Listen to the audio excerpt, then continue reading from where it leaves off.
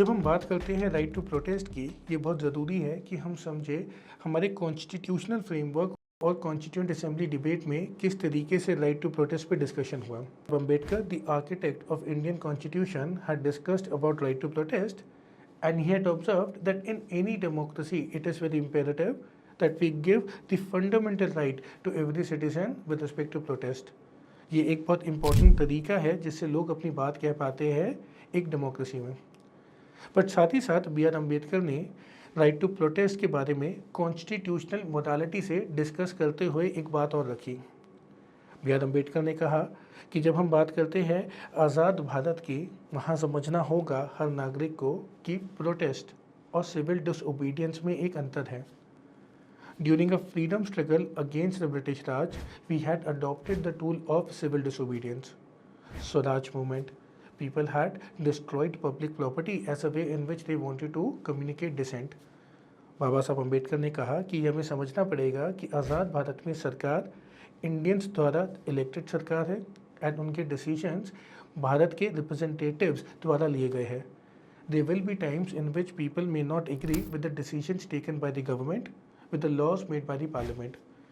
Indeed, they must protest, but they must not take up civil disobedience।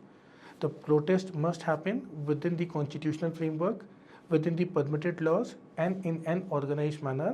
It should not involve any kind of violence, it should not involve any kind of civil disobedience। जब हम बात करते हैं constituent assembly की debates में, एक और बात जो बहुत बार डिस्कस हुई वो थी जलियांवाला बाग इंसिडेंट। जैसा कि हम जानते हैं, जलियांवाला बाग इंसिडेंट में पीसफुली लोग असेंबल हुए थे और वो अपने प्रोटेस्ट को रखना चाहते थे with respect to Rowlatt Act. यहाँ पे जनरल डायर ने इस पीसफुल असेंबली पे फायर कर देने का ऑर्डर दिया और हमने देखा कि ये हमारे फ्रीडम स्ट्रगल के एक बहुत इम्पोर्टेंट की मूवमेंट से जुड़ा, जहाँ एक कमिटमेंट नेशनल लीडर्स ने भारतीयों को दिया कि आज़ाद भारत में ऐसा कभी नहीं होगा। Keeping these things in mind and several other discussions, we decided to bring about right to protest mainly in Article 19A, 19B।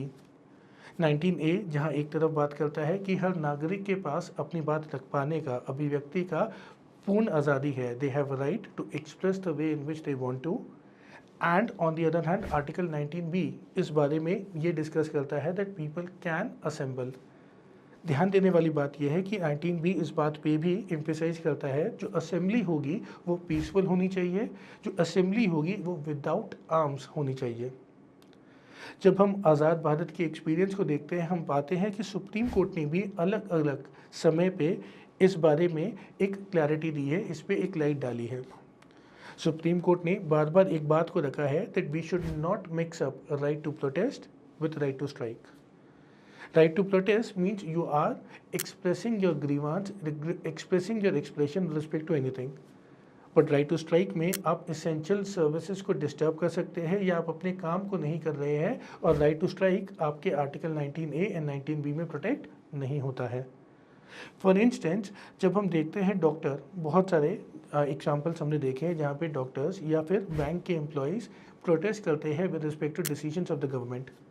In this regard, they can do a peaceful protest, they can have an assembly, but जहाँ वो strike पे जाते हैं कि हम banking services नहीं होने देंगे और फॉर दैट मैटर हम पेशेंट्स को ट्रीट नहीं करेंगे, ये स्ट्राइक में तब्दील हो गया।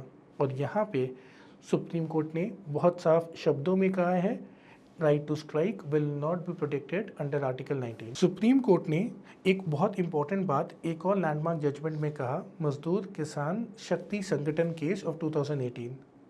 यहाँ पे सुप्रीम कोर्ट ने बात रखी कि जहाँ ये बहुत ज़रूरी है कि हम बात को समझे कि right to protest is linked with article 19, it is equally important for us to understand the rights of the people who are not protesters, who are getting affected by the way in which protest is taking place। If at all a protest is taking place in an area, it could be that the residents of that area may not be involved in that protest, but then their liberties are getting affected। सुप्रीम court ने non protesters के article 21 की भी बात की कि right to life and dignity also belongs to non protesters. Indeed, Article 19 is important for protest, but so is Article 21 of the non-protesters। As such, supreme court ने बोला जब भी हम रीजनेबल रिस्ट्रिक्शंस को देखेंगे विद रिस्पेक्ट टू प्रोटेस्ट, एक बहुत important पहलू, एक बहुत अहम पहलू ये रहेगा कि हम कैसे article 19 of protesters, article 21 of residents या फिर नॉन प्रोटेस्टर्स को बैलेंस करके चलते हैं। एक और बात सुप्रीम कोर्ट ने उठाई शाहीन बाग केस 2020 में। सुप्रीम कोर्ट ने नोट किया कि एक प्रोटेस्ट जो CAA के विरोध में हो रहा था वो बहुत ज़्यादा लंबे समय से चल रहा था, and the size of the people who were joining this protest was only increasing.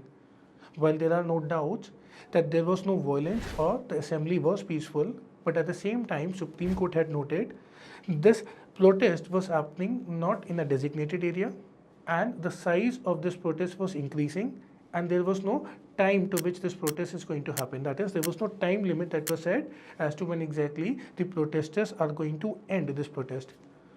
Supreme court ने इस घटना को ध्यान में लेते हुए कहा, it is very important that protest is happening in designated areas with permission of the government, and it is equally important that we essentially are keeping it in an organized manner, of which a very important aspect is it cannot happen for an indefinite time. At the same time, Supreme Court had also highlighted, जब हम बात करते हैं protest की, protesters should not create inconvenience for the people who are commuters.